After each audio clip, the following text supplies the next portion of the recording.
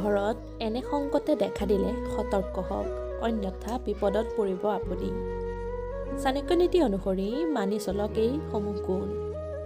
জীৱনৰ এটা সিদ্ধান্তই আপোনাক সফল কৰিব পাৰে আৰু আপোনাক সফলতাৰ শীৰ্ষলৈ লৈ যাব পাৰে। আচাৰ্য চাণক্যই তেওঁৰ নীতিশাস্ত্ৰত কৈছিলে, বেয়া সময় অহাৰ পূৰ্বে কিছুমান বিশেষ আভাস পোৱা যায়। চাণক্যই কৈছে যে যদি আমি ঘৰৰ ভিতৰত বা ইয়াৰ চাৰিওফালে ঘটা কিছুমান ঘটনা চাওঁ, আমি বেয়া সময় অহাৰ লক্ষণ কিছুমান দেখিবলৈ পাম।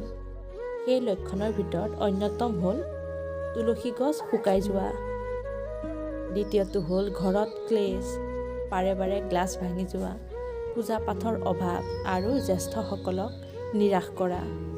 কিন্তু এইবোৰ আঁতৰাবলৈ মানুহক কিছুমান গুণৰ প্ৰয়োজন। জীৱনৰ এটা সিদ্ধান্তই আপোনাক সফল কৰিব পাৰে আৰু আপোনাক সফলতাৰ শীৰ্ষলৈ লৈ যাব পাৰে। জীৱনৰ এটা সিদ্ধান্তই আপোনাক সফল কৰিব পাৰে আৰু আপোনাক সফলতাৰ শীৰ্ষলৈ লৈ যাব পাৰে। এই কথাটো কিন্তু দুবাৰকৈ ক'লোঁ, মনত ৰাখিব। চাণক্যৰ মতে সফলতাৰ 4টা সূত্ৰ। প্ৰথমটো হ'ল কাৰ্যত বিশ্বাস কৰক। জীৱনত সফলতা ভাগ্য আৰু কাৰ্য দুয়োটাৰ সংমিশ্ৰণৰ পৰাহে আহে। কিন্তু ইয়াৰ অৰ্থ এইটো নহয় যে আপুনি ভাগ্যক ধ্যাই থাকিব। ঈশ্বৰে মানুহক কামৰ মান আৰু কাৰ্যৰ দ্বাৰা তেওঁৰ নতুন ভাগ্য লিখিবলৈ শক্তি প্ৰদান কৰে। গতিকে ভাগ্যৰ ওপৰত নিৰ্ভৰ নকৰিব। আপুনি কি প্ৰাপ্ত কৰিব বিচাৰে তাৰ বাবে সঠিক উপায়েৰে চেষ্টা কৰক। যদি আপুনি সম্পূৰ্ণ নিষ্ঠাৰে কঠোৰ পৰিশ্ৰম কৰে, আপুনি নিশ্চিতভাৱে আপোনাৰ কামক সফল কৰিবলৈ পাৰিব। দ্বিতীয়তে, সৎ হওক। আপুনি যি কামেই নকৰক, সততা অতি গুৰুত্বপূৰ্ণ। যদি আপুনি আপোনাৰ কামৰ প্ৰতি সৎ নহয়, আপুনি কেতিয়াও সফলতা প্ৰাপ্ত নকৰিব।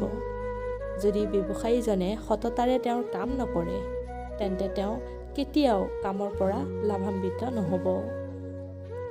তৃতীয়টো হ'ল যিকোনো সিদ্ধান্ত সাৱধানে লওক।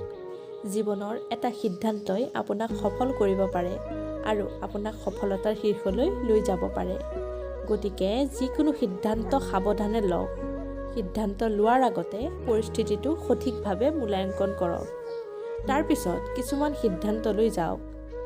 আপুনি বিচাৰিলে সিদ্ধান্ত লোৱাৰ আগতে অভিজ্ঞসকলৰ মতামতো ল'ব পাৰে।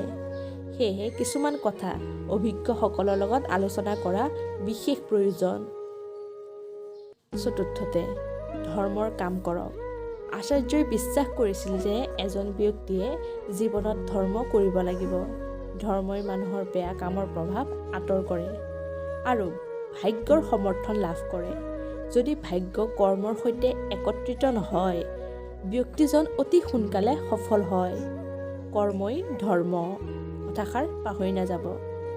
ধন্যবাদ বন্ধু বান্ধৱীসকল, আজিৰ ভিডিঅ'টো ইমানেই। যদি ভিডিঅ'টোৰ পৰা কিবা এটা শিকিবলৈ পাৰিছে, কমেণ্টত জনাবলৈ নাপাহৰিব। ভাল পালে লাইক এটা কৰি শ্বেয়াৰ কৰি দিব আৰু এনেধৰণৰ ভিডিঅ' কিছুমানৰ বাবে আমাৰ চেনেলটো ছাবস্ক্ৰাইব কৰি ৰাখিব। তেনেহ'লে আজিলৈ আহিছোঁ, পুনৰ লগ পাম নতুন এটা ভিডিঅ'ৰ সৈতে। ধন্যবাদ।